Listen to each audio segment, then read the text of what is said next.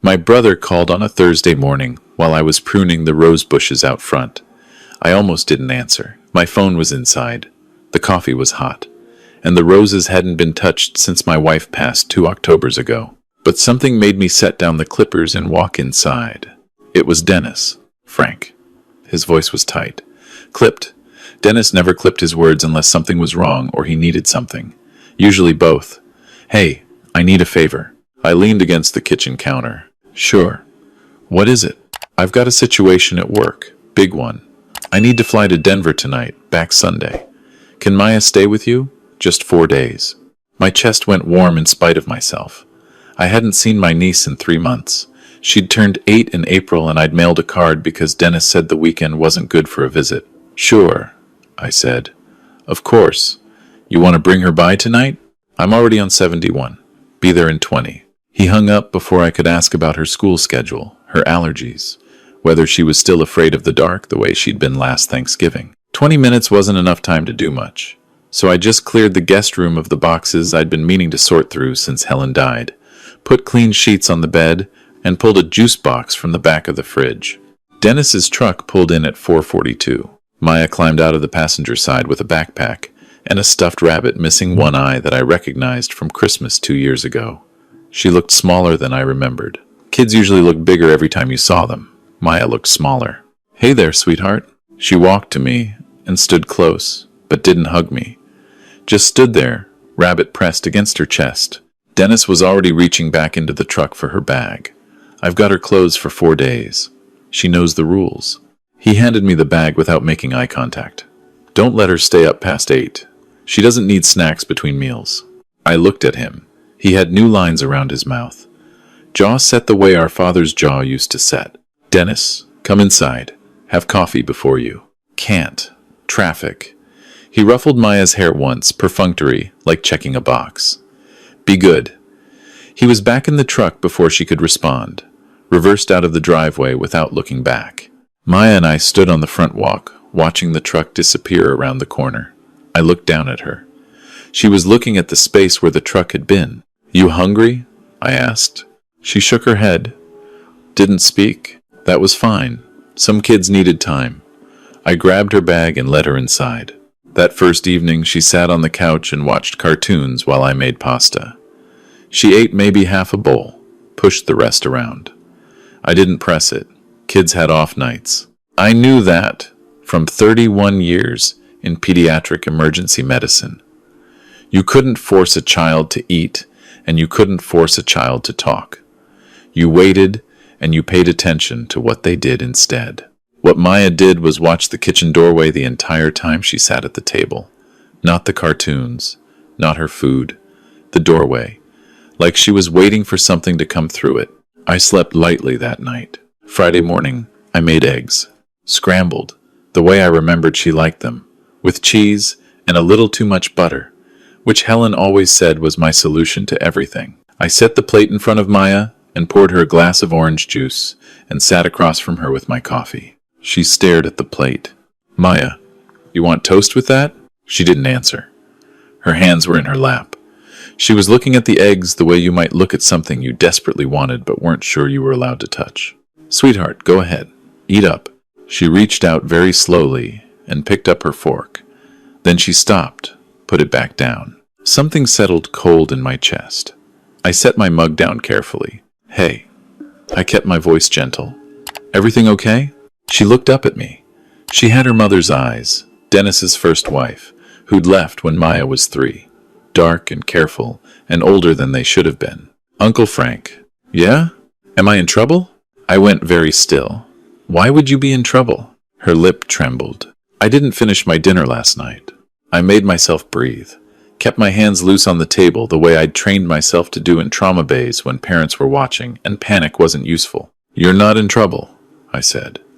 You're a guest in my house. Guests eat whatever they want, whenever they want. Okay? Brok send. She looked at the eggs again. Then she picked up the fork and she ate. Not the way a hungry child eats. The way a starving child eats. The fork barely made it between bites. She cleaned the plate and looked up at me with something on her face that wasn't satisfaction. It was relief. The kind of relief that doesn't belong on an 8-year-old at breakfast. I got up and made her more eggs. My hands were steady. 31 years in the ER teaches you to keep your hands steady. She ate those too. After, she went to wash up. I sat at the kitchen table and didn't move for a while. Outside, the neighbor's sprinkler came on. A car passed. Normal Friday morning in Columbus, Ohio. Inside my chest, something that had been dormant for 3 years was waking up. I was 63 years old. I'd delivered bad news to parents in hallways at 2 in the morning. I'd held children's hands while their bones were set, and I documented injuries that sent people to prison. I'd spent 31 years knowing the difference between a child who was clumsy and a child who was scared. Maya was scared. I went to my office off the hallway. The bottom drawer of my desk still had what I was looking for, a yellow legal pad, nearly full from the last years of my practice. I flipped to a blank page, wrote the date, Friday, September 12th, 8:24 a.m. Then I stopped and looked at what I'd written. I'd started a clinical note, without thinking, the way you do when your instincts take over from your conscious brain. I kept writing. Subject, Maya, female, age 8. Observed reluctance to initiate eating without permission. Visible relief upon being told food was available freely. Cleaned 2 full servings of scrambled eggs after initial hesitation. Did not leave any food on plate. Stated concern about being in trouble for not finishing previous night's dinner. I paused. Read it back. Then I wrote, brother's instruction upon drop-off. No snacks between meals. I set the pen down, walked back to the kitchen, refilled my coffee, looked at the empty egg plate on the table and thought about the way her hand had trembled reaching for that fork. I picked up my phone and called my son Thomas down in Austin. It was barely 7:30 there. He answered on the second ring anyway, because Thomas had always been an early riser, and also because I almost never called before 9. Dad? What's wrong? When did you last see Maya? There was a pause. July maybe? Dennis brought her to that cookout at Aunt Renee's place. Why? How did she seem? Thomas was quiet for a moment. Quiet in the way that meant he was remembering something he hadn't paid enough attention to at the time. She was pretty subdued. I figured she was just tired. You know how Dennis gets at family stuff, kind of tense. I thought she was picking up on that. What do you mean, Dennis gets tense? He has all these rules for her. Don't interrupt, don't make noise, finish everything on your plate or we leave. Thomas paused again. I thought he was just being a strict dad. My jaw tightened. I kept my voice even. She's here for the weekend. I'm going to need you to be available by phone. Dad, what's happening? I don't know yet, but I need you to know I'm paying attention. After I hung up, I walked to Maya's room. She was sitting on the bed, drawing in a notebook she'd pulled from her backpack. I leaned in the doorway and knocked on the frame. What are you drawing? She held it up. A house. Small windows, dark walls, a tree in the corner drawn in heavy black lines. The sky was gray. There was a figure in one of the windows. Small. Hard to tell if it was looking in or looking out. Is that your house? She nodded. Nice tree. She looked at it. It's not really that nice. It dropped all its leaves in August. Dad says it's dead, but we haven't cut it down yet. I sat down on the edge of the bed. Does your dad let you draw at home? She thought about it for a second too long. If I'm done with everything else first. Everything else like what? Her pencil moved across the page. Chores. Homework. She paused, being quiet. I watched her draw for a minute.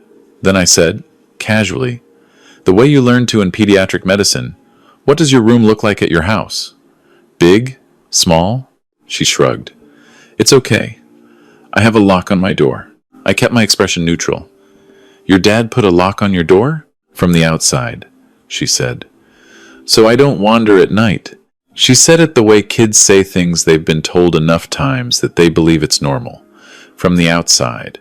Like it was just a feature of rooms. Like every bedroom door had a lock on the outside, operated by someone else. I stood up slowly. I'm going to go start lunch, okay? Can I help? I looked at her upturned face, the single-eyed rabbit on the pillow beside her. My brother's daughter. I'd love that, I said.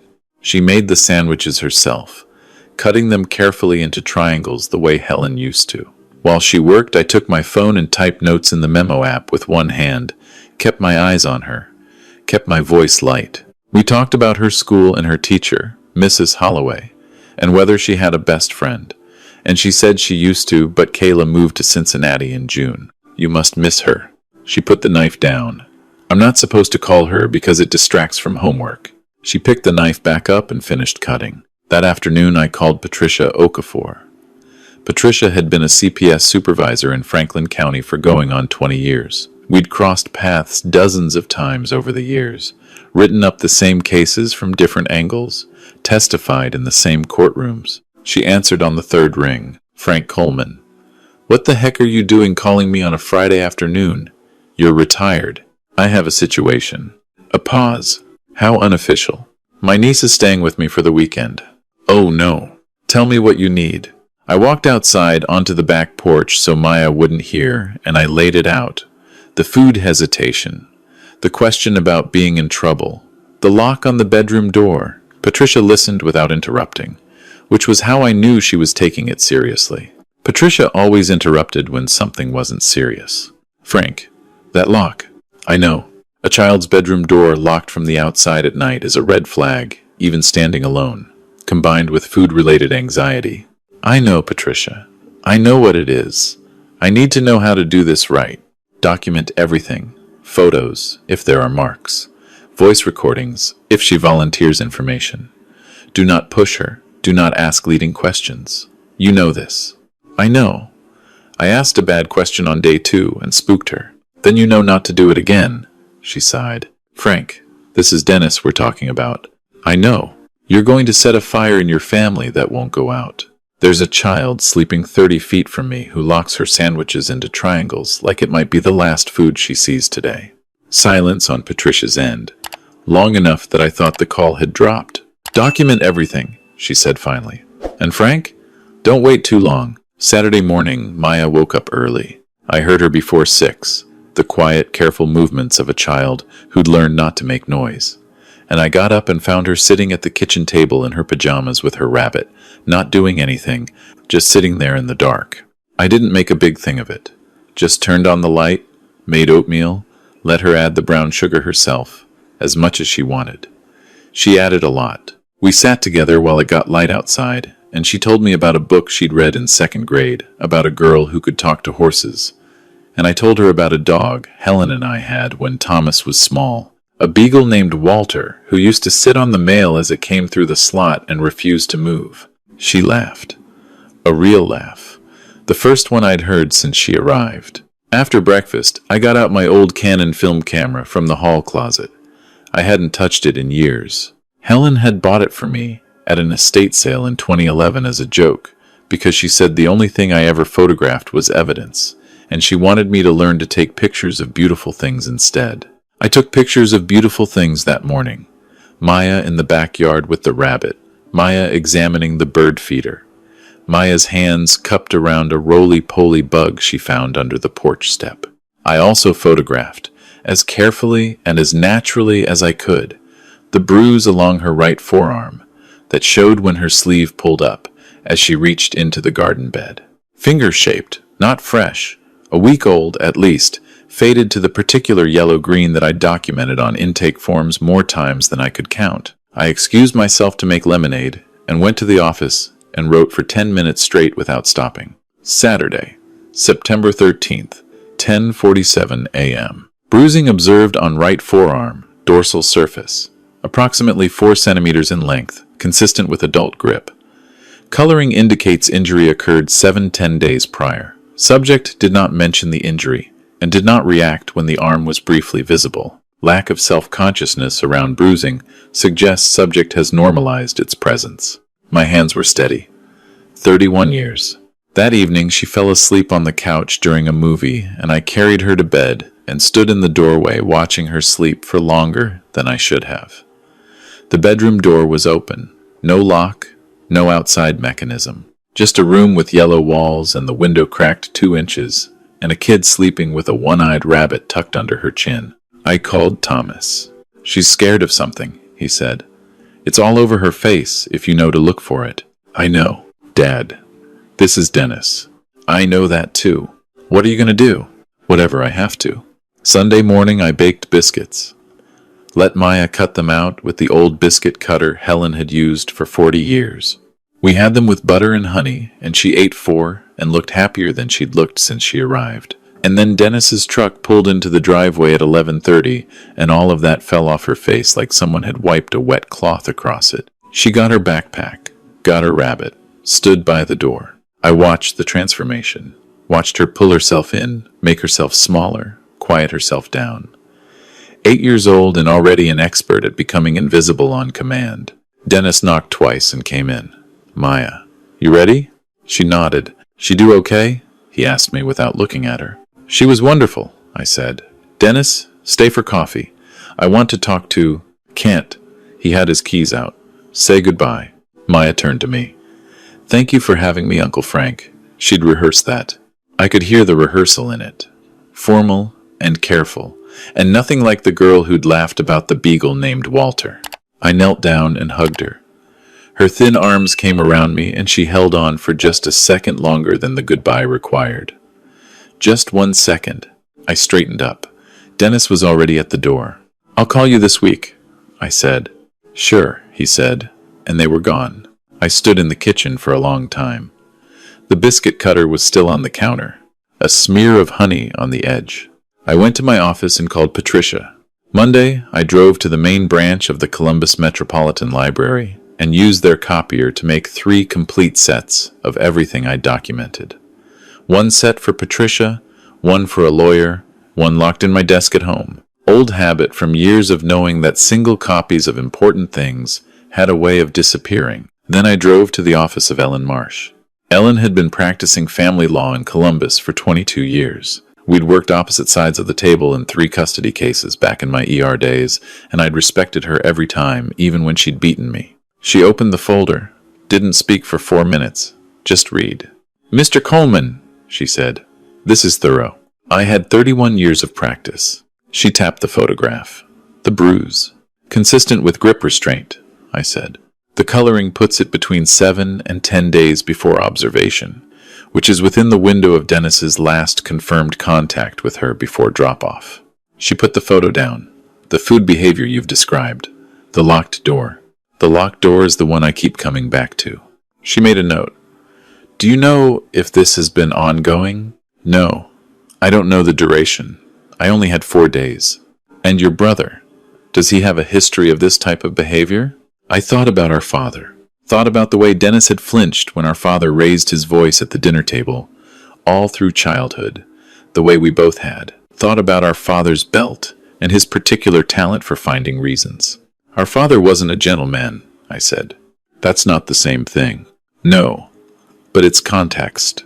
Ellen nodded slowly, filed the pen. Mr. Coleman, if we file a report and pursue emergency custody, your brother will know it was you. You're the only person who had extended contact with that child recently. I understand. It will be a war. I've been in family court before. Not as the petitioner. I looked at her. If that little girl goes home and I've done nothing, I will not be able to live with myself. I don't care about comfortable. I care about her. Ellen looked at me for a long moment. Then she picked up her phone and called her assistant. Clear my 3 o'clock. By Tuesday, Patricia had opened a formal investigation. She called me at 7 a.m. to tell me, and I was already awake, sitting at the kitchen table with cold coffee and 3 days of additional notes in front of me. Home visit scheduled for Thursday morning, she said, unannounced. What about Maya in the meantime? She goes to school. Teachers are watching. I've already made contact with the school counselor. And Dennis will be notified as required by protocol once we conduct the visit.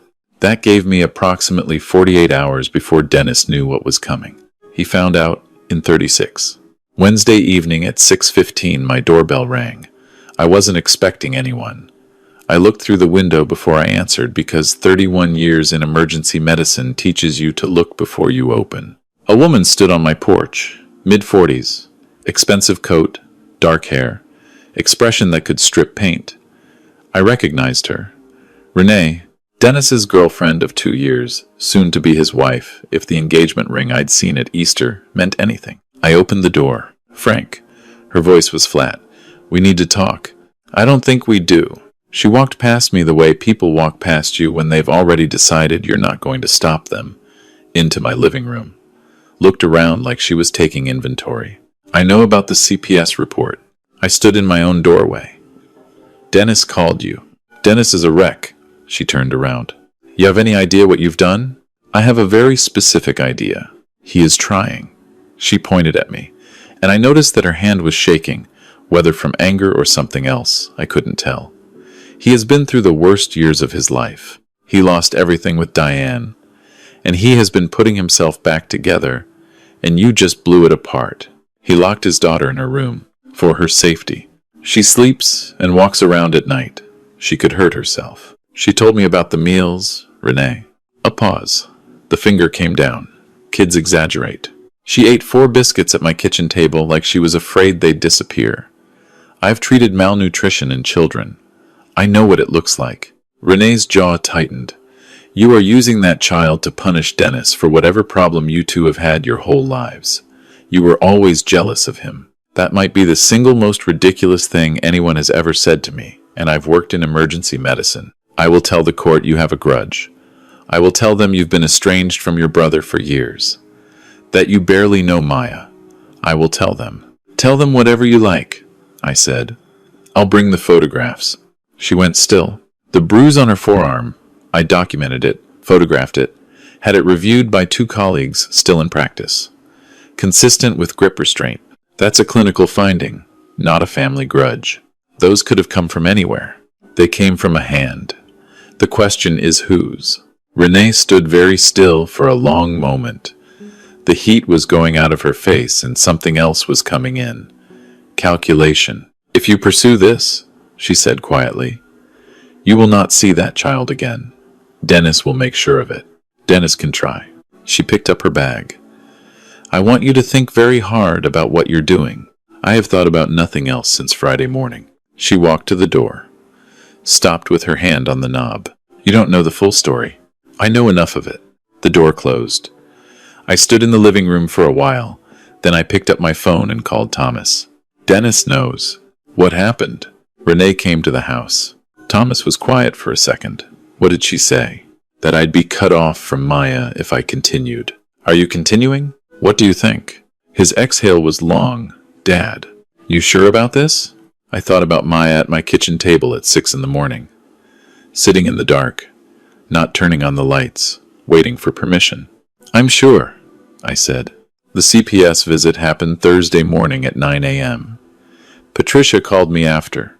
Her voice was clipped and professional, which was how I knew it was bad. The kitchen cabinets have combination locks. All of them except one which had cereal in it and about a dozen granola bars. I closed my eyes. Her bedroom door has a slide bolt on the outside. Recent installation. The hardware still has the sticker on the bottom. The room is sparse. One lamp without a shade. Books but no other toys visible. She has a hamper but no dresser that I could find. Patricia. Her weight, Frank. She's in the 15th percentile for her age. We've ordered a full medical evaluation. I also spoke with her teacher this morning. She's been bringing crackers to school, in her pockets. Doesn't throw away her apple cores. I sat down on the floor of my kitchen. Actually sat down on the linoleum. She's been hoarding. Yes. The teacher noticed in August. She called it a quirk. I don't think it's a quirk. No, I said. It's not. I'm going to need a statement from you. Full documentation. This is going to move quickly, Frank. I'll have everything to you by 5. And Frank... She paused. He already called a lawyer. How long have I got? Long enough to be ready. Dennis's lawyer was a man named Gerald Holt. I learned this from my own neighbor, Carol, who had somehow in the 3 days since Renee's visit developed an information network of admirable reach. Carol was 71 and had lived across the street from me for 19 years and missed nothing. He's been making calls all morning, she told me on the porch Thursday evening. I heard Renee on the phone with someone from the bank. They're talking about money, refinancing something. Carol, I keep my window open, Frank. It's a free country. She was right, of course. And I wasn't above using what the free country offered. Gerald Holt filed a counter-motion Friday afternoon. I was already in Ellen's office when she got the notification. She read it, said nothing for 30 seconds, then set the paper down. He's going for character. Your estrangement from Dennis. The age of your last contact with Maya before this week. He's going to argue you barely know the child, and this is a vendetta dressed up as concern. What else? He's also going to argue the bruise occurred during her time in your care. I looked at her. I know, she said. We have the timestamps on the photographs. We have my medical review.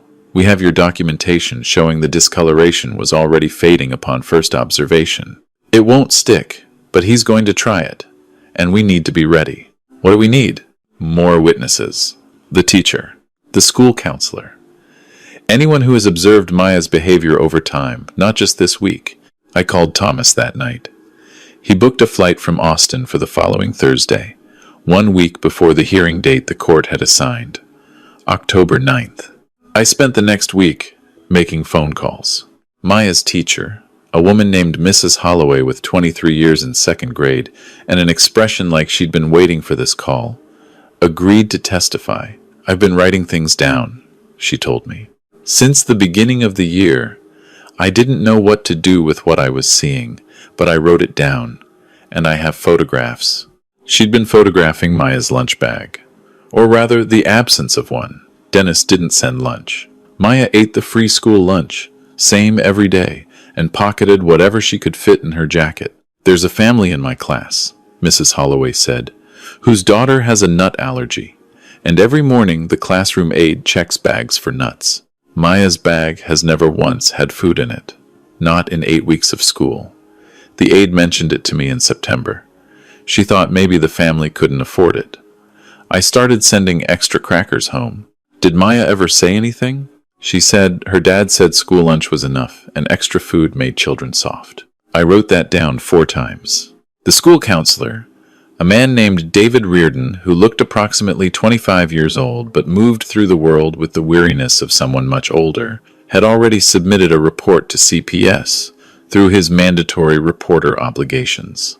He gave me a copy of what he'd written up in mid-September, a week before Maya even came to stay with me. Observed food hoarding behavior. Child's self-description of meal structure at home, inconsistent with normal household norms. Attempted to contact guardian. Father returned call. Stated child was dramatic and imaginative. Dramatic and imaginative. I put that in my folder. Carol gave a written statement. So did a woman named Barbara from 2 doors down from Dennis's house, who'd seen Maya sitting on the front steps after dark on a night in August, in what she'd assumed was just a kid stargazing. She was trying the door handle, Barbara told me, on her front porch, coffee in hand. I remember thinking that was strange, like she was locked out. But Dennis's car was in the drive, so someone was home.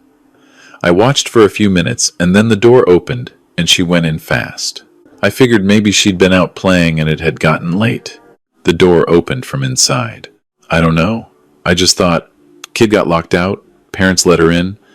I didn't think anything worse than that. I know. I'm not blaming you. She looked at me with her coffee and her 19 years of being a decent neighbor to someone who was hurting a child 20 feet from her driveway. I should have thought worse, she said. The medical evaluation came back on September 30th. I read it in Ellen's office while she watched my face. 15th percentile for weight. Evidence of chronic insufficient caloric intake, mild vitamin D deficiency, mild iron deficiency. Growth markers consistent with a child receiving significantly less nutrition than standard requirements for the past 12 to 18 months. 12 to 18 months. Maya was 8. That was 1/6 of her life. Frank.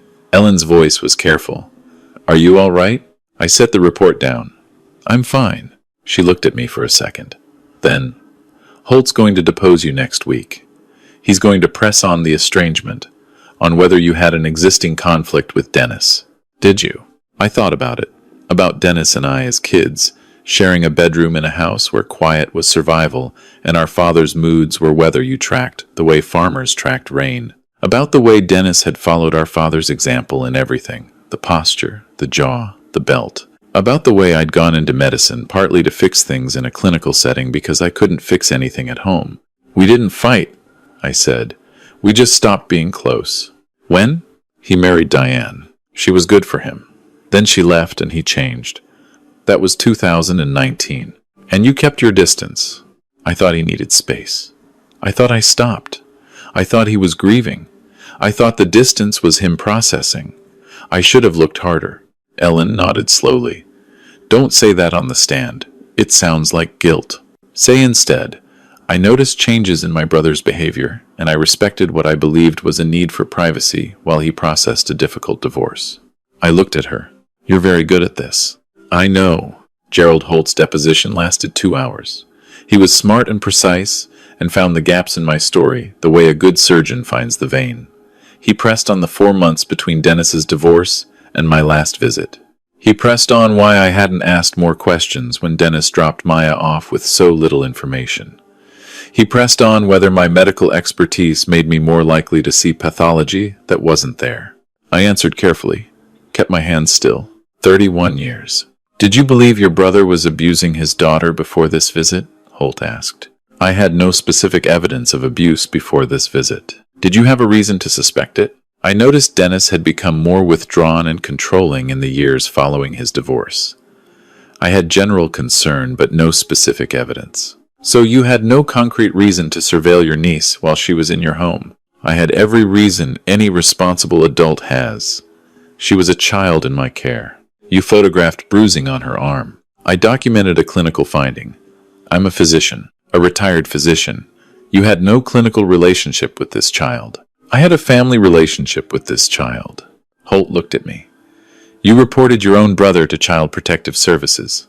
Yes, knowing it would destroy his custody of his daughter, knowing it would protect her. He made a note. We'll continue this in court, Dr. Coleman. The hearing was October 9th. Franklin County Family Court. The old building on Mound Street that smelled like floor wax and bad decisions. Thomas flew in 2 days before and stayed in the guest room, and we ate bad takeout and played cards and didn't talk about it much, which was how Coleman men had always handled things they were afraid of. The night before, I sat in what used to be Maya's room during those 4 days in September. The bed was made. The yellow light was on. I'd kept the window cracked 2 inches because she'd liked the sound of the street. I held my phone, looked at the photos, her hands in the garden, her face over the biscuit dough, the single-eyed rabbit on the pillow. My phone buzzed. Unknown number. I almost didn't answer. Frank. It was Dennis. I stared at the wall. Please don't hang up. I'm not calling to fight. His voice was different than it had been in years. All the tightness was gone, and what was underneath was something raw and tired. Dennis, I need you to know something before tomorrow. I waited. I have been in therapy for the past 3 weeks. Since Patricia's visit, the therapist asked me to do something, and I said I couldn't, and then I did it anyway. She asked me to write down every rule I had for Maya and why I had it. He stopped. I heard him breathe. I wrote 4 pages. Frank, 4 pages of rules. And when I looked at the why column, every single reason was something our father said to me. Word for word. Things I swore I'd never say to my own kid. My throat was tight. I didn't know I was doing it. I swear to God I didn't know. I thought I was teaching her to be strong. I thought I was protecting her from being weak, like he always said. The way he said we were weak. Dennis, I know I'm not supposed to call you. I just needed you to know, before tomorrow, that I'm not going to fight it. What? Whatever the judge decides. If the judge gives you custody, I'm not going to fight it. She needs to be somewhere safe, and I can't guarantee right now that I'm that. He stopped again. I've been trying to be dad my whole life, and I thought it was strength, and it was just him, living in me, taking it out on her. I closed my eyes. Clint from therapy says it's generational, that it goes back further than him. He says if I do the work, I can break it. Then do the work. I'm going to. Dennis. Yeah. She asked about you. 2 days into the visit, whether you were going to be there when she got home from school. I'm telling you so you know she felt safe here. He made a sound that wasn't quite a word. Low and broken. Take care of her, Frank. Whatever happens. Take care of her the way she deserves. He hung up. I sat in the yellow room for a long time. The street outside moved through its ordinary night. A dog barked twice and went quiet. Somewhere a car radio faded past and disappeared. Some conversations stay private. Even between brothers, even in the middle of a war. The courtroom was ordinary. Brown carpet, fluorescent lights, the kind of acoustic ceiling that swallowed sound and turned everything muffled. Judge Catherine Welch had a reputation for patience and a shorter one for nonsense. She read the preliminary filings for 3 full minutes in silence before she looked up. Gerald Holt went first. He was precise and methodical and made the case for Dennis the way you make a case for a complicated client. Grieving father, difficult divorce, good intentions, gone sideways. He presented 3 character witnesses, a neighbor, a co-worker, Dennis's pastor. All of them said the same thing. Good man going through a hard time. Then Ellen stood. She laid out the photographs one at a time. She played 12 seconds of audio from the recording I'd made in the kitchen Friday morning. Maya's small voice. Am I in trouble? Then Ellen said nothing for a moment and let it sit. Mrs. Holloway testified. She brought her written observations, and she did not soften them. The child has been hoarding food in her jacket pockets since the first week of school. In my 23 years of teaching, I have seen this behavior in children who do not have reliable access to food at home. I reported it. I was told she was dramatic. Dr. Reardon submitted his written report and then sat in the witness box and answered questions with the quiet precision of someone who had seen enough of the world to have stopped being surprised by it. Patricia testified about the home visit, the locked cabinets, the slide bolt. She was calm and factual the way you have to be in courtrooms when the facts are ugly enough on their own. Then Dennis took the stand. He looked smaller than I'd seen him look since we were children. He answered Holt's questions in a voice that was trying to stay steady and not quite making it. He used the words my attorney instructed me to use about the rules, the structure, and I could hear the instruction in it the way I'd heard it in Maya's goodbye to me. Then Ellen stood. Mr. Harrison, she said. Your daughter asked her uncle if she was allowed to eat. Can you explain that? Dennis's hands tightened on the arms of the chair. She was tested on her homework the night before and didn't do well. That morning's breakfast was restricted as a consequence.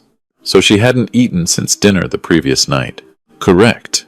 And was dinner the previous night complete? There was a pause. There had been some difficulty. Ellen looked at her papers. Your daughter is in the 15th percentile for weight and has vitamin deficiencies consistent with chronic insufficient caloric intake. Do you dispute the medical finding? No. When did you start using meal restriction as a disciplinary tool? Dennis's jaw worked. His eyes went to the table in front of him. I don't remember exactly. After Diane left, things got harder. I needed her to take things seriously. Did it work? The courtroom was very quiet. No, he said. Did your father use meal restriction as discipline when you were a child? Dennis's head dropped. Holt said, Objection, relevance. And Judge Welch said overruled, and the room went still again. Mr. Harrison? Yes. His voice was barely above a whisper. Yes, he did. Ellen set her pen down. No further questions. Dennis's shoulders were shaking. He didn't cover his face. He sat in the witness box with his hands flat on the railing and his eyes wet, and he did not look for sympathy from anyone in the room, which was the most dignity I'd seen from him in years. I learned this from him, Dennis said. It wasn't even a question or an answer to anything. He just said it into the room. And I told myself I was doing it differently. But I wasn't. Judge Welch let the room hold that for a moment before she called a short recess. In the hallway, Thomas sat next to me on a wooden bench. He put his hand on my shoulder and didn't say anything. I was glad he didn't say anything. After recess, Maya gave her testimony in a closed session with a forensic interviewer. We heard the audio feed in a side room. Ellen's hand found my forearm and squeezed once when Maya described the cabinet locks, and I focused on keeping my breathing even. When she was asked if she had ever felt safe, she said, At Uncle Frank's house. 3 words. I felt them in my sternum. Judge Welch deliberated for 5 days. The ruling came on a Friday, which seemed appropriate for a week that had started on a Friday 6 weeks earlier with biscuit dough and a borrowed rabbit. The courtroom had the same brown carpet and the same muffled silence. Thomas sat behind me. Ellen sat beside me. Across the aisle, Dennis sat alone. Renee had not come, and Gerald Holt sat close enough to the edge of his chair that it seemed like he might tip off it. "I have reviewed all testimony and submitted documentation," Judge Welch said. "I find that the child, Maya Harrison, has been subjected to systematic food restriction, physical confinement, and an environment of fear-based discipline that has resulted in documented malnutrition and significant psychological distress. These findings are clear and are not disputed by the weight of evidence." She looked at Dennis. "Mr. Harrison, your willingness to acknowledge the harm you've caused and your engagement in therapeutic services are noted. They do not change what happened. They may change what happens next." She folded her hands. "I am granting temporary full custody of the minor child to Dr. Frank Coleman, effective immediately. I am ordering supervised visitation for Mr. Harrison contingent upon continued therapeutic engagement. This arrangement will be reviewed in 6 months. At that time, with demonstrated progress in treatment, we may consider graduated unsupervised contact." The gavel came down. Thomas made a sound next to me, something small and relieved. I didn't move for a moment, just sat with it. The weight of it, the relief of it. The knowledge that I was 63 years old and had a guest room with yellow walls and a child coming to live in it who still flinched when doors opened too fast. Ellen put a hand on my arm. "Frank, it's done." "It's not done," I said. "It's starting." Maya moved in on a Saturday with 2 bags and a box of books and the rabbit, who had acquired a name I hadn't known before. Gerald.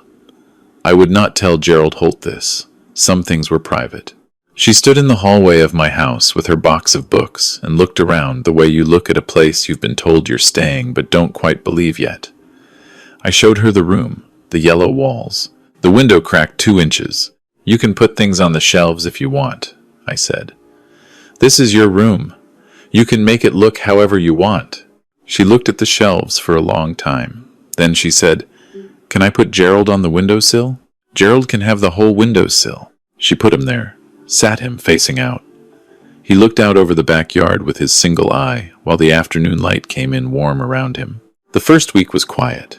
She ate everything and still watched the door sometimes. And on Wednesday night, I heard her up at 2 in the morning and went to check and found her in the kitchen, not distressed, just sitting at the table in the dark, the way she had that first Friday. I sat across from her. Didn't turn the light on. "Can't sleep?" She shook her head. We sat in the dark together for a while. Outside, a car passed. The neighbor's motion light clicked on and off over nothing. "Uncle Frank." "Yeah." "Are we going to have biscuits again sometime?" "Yeah. Whenever you want." "Can we have them for breakfast? Like, as a regular thing? Not just for a special occasion?" I thought about that. "They can be a regular thing," I said. "Nothing about biscuits requires a special occasion." She considered this with the gravity of someone accepting a new constitutional amendment. "Okay," she said. Then she went back to bed. The food hoarding I found on week 2. A Ziploc of crackers under the nightstand. 2 granola bars in the pocket of her winter coat, which was already hung in the closet because it was barely October. An apple core wrapped in a napkin in the back of her sock drawer. I didn't take them, didn't mention them, just made sure the kitchen was always stocked. Left a small basket on her dresser with crackers and dried fruit and told her it was a snack basket for her room in case she got hungry at night. Didn't make it a thing, just a basket. The basket disappeared into the nightstand within a day. But over the next 3 weeks, the Ziploc of crackers under the nightstand slowly got smaller as she stopped replacing what she ate. And one morning, I noticed she'd gone to the kitchen in the morning without the rabbit tucked under her arm like a security measure. Just walked in barehanded and said, "Can we have oatmeal? The kind with the brown sugar?" Small victories. I was learning to count them. Thomas called every other night from Austin. She talked to him sometimes, short conversations, but she always held the phone like it was something precious after they hung up. The nightmares were twice a week for the first month, once a week in November. I got good at sleeping lightly. My back complained. I bought a better floor mat for her room and left it rolled in the corner. And after the 3rd time I slept on it, she said, "Uncle Frank, you don't have to do that. You have a bed." And I said, "I know, I want to be here." She didn't argue again. In mid-November, Patricia called. Dennis has completed 6 weeks of intensive therapy. He's requesting a supervised visit. I sat with that. What does Maya think? She's been told he's in therapy. She asked if he was sad. She asked if he was learning to be different. What did you tell her? That we hoped so. Does she want to see him? She hasn't said no. That's different from yes, Patricia. I know. But Frank, she's 8. Whatever she feels about him is complicated, and it's going to be complicated for a long time, and denying him contact indefinitely doesn't uncomplicate it. It might make it harder. I thought about Dennis on the phone the night before the hearing. 4 pages of rules. Every single reason was something our father said. Schedule it, I said. My house. I'm present the entire time. Dennis came on a Saturday in late November. He drove up in a car I didn't recognize, a smaller one, and parked carefully, and sat in it for a minute before he got out. He looked like someone had put him through a year in 6 weeks. Thinner. The jaw no longer set the way our father's jaw used to set. Maya was in the living room with Gerald on the windowsill. I'd told her he was coming. She'd taken the rabbit off the windowsill and held him. Dennis came to the door, and I let him in. He stood in my hallway and looked at his daughter across the room, and his face did something complicated and human and completely different from anything I'd seen on it in years. Maya, he said. His voice was quiet. Hi, sweetheart. She looked at him for a long moment. Hi, Daddy. He sat on the floor, which surprised me. Not on the couch, on the floor, a few feet away from where she was, making himself smaller, making himself less. I'm sorry, he said. I know that might not mean much right now. I've been learning why I did the things I did, and I'm learning how to do things differently, and I know sorry isn't enough by itself. But I wanted you to know that. Maya looked at him with those careful old eyes. She looked at Gerald. She looked at her father. Mrs. Holloway says sorry means you try to change, she said. Your teacher is right, Dennis said. That's exactly what it means. Are you trying? Every day. The hour passed slowly and quietly. They talked about a cartoon she liked. He told her about a dog his friend had. She showed him Gerald's name. He said it was a good name without asking why, and that restraint cost him something. I could see it cost him something, and he paid it. When the hour was up, he stood and said goodbye, and didn't ask for anything. No promises extracted. He walked to the door and paused. Frank, I looked at him. Thank you. I thought about what to say to that. About the 4-page list. About our father's belt. About a dead tree in a yard and a little girl locked in her room. Do the work, I said. For yourself. Not for visitation. Not for court. For you. So this stops. He nodded. The door closed. I turned around. Maya was still on the floor with Gerald. She was quiet for a moment, and then she said, Is he going to be okay? I thought he might be, I said. She considered that. Then she went back to the cartoon like it was enough. Like maybe it was. December came in cold. I raked leaves and Maya helped badly, and we made hot chocolate and drank it on the porch while Carol waved from across the street. We made biscuits on 3 separate Saturdays, which had quietly become a regular thing that required no special occasion. The basket on her dresser still held crackers, but she'd started leaving the Ziploc bags in the kitchen instead of hiding them in her room, and I took that as a kind of progress that didn't need to be named. On a Tuesday evening in mid-December, I was washing dishes when Maya came in from the living room and stood in the kitchen doorway in the way kids stand when they want to say something and aren't sure how. Yeah? I said. She came in and sat at the table. Uncle Frank, can I ask you something? Of course. She turned Gerald over in her hands. Why did you do all of this? I turned the water off and dried my hands and sat across from her. Because you're my niece, I said. But you hadn't seen me in a long time. That was my mistake. She looked at me carefully. But how did you know, she said, that something was wrong? How did you know from just breakfast? I thought about that, about the fork trembling, about relief on the face of an 8-year-old. I've spent a lot of years paying attention to children, I said. I got good at it. And you are very easy to care about. She looked down at Gerald. He looked back with his one eye. I wrote a letter to my teacher, she said, for a thank you project. I wrote one to Mrs. Holloway and one to Mr. Reardon, and I wrote one to you. She reached into her pocket and set a folded paper on the table between us. Purple crayon. I could tell from the edge. I didn't touch it. Whenever you want me to read it, I said. You can read it now. I picked it up, unfolded it. The handwriting was careful and slightly crooked, and in the particular earnest cursive of a second grader trying very hard. Dear Uncle Frank, thank you for making eggs. Thank you for not being scary. Thank you for the basket. Thank you for the biscuits. I feel safe here. Love, Maya. P.S. Gerald says thank you too. I folded it back up. My throat was tight. Tell Gerald he's welcome, I said. She smiled. First a small one, then the real one. The one like the laugh about the beagle named Walter. I set the letter on the counter next to the dish rack. Outside the kitchen window, the December dark came early, and the neighbors' lights were on, and the street was ordinary and quiet. Tomorrow would have its own complications. The 6-month review was coming, and Dennis was doing the work, and there would be questions about what came next, and I was 63 years old with a bad back and a floor mat in the corner of the guest room and a basket of crackers that was slowly becoming less necessary. But tonight the biscuit cutter was on the counter where she'd left it after Sunday, and Gerald was on the kitchen table, and my niece was sitting across from me in the warm light, and when I asked if she wanted hot chocolate, she said yes please without hesitating. Not, am I allowed? Just yes. Yes please.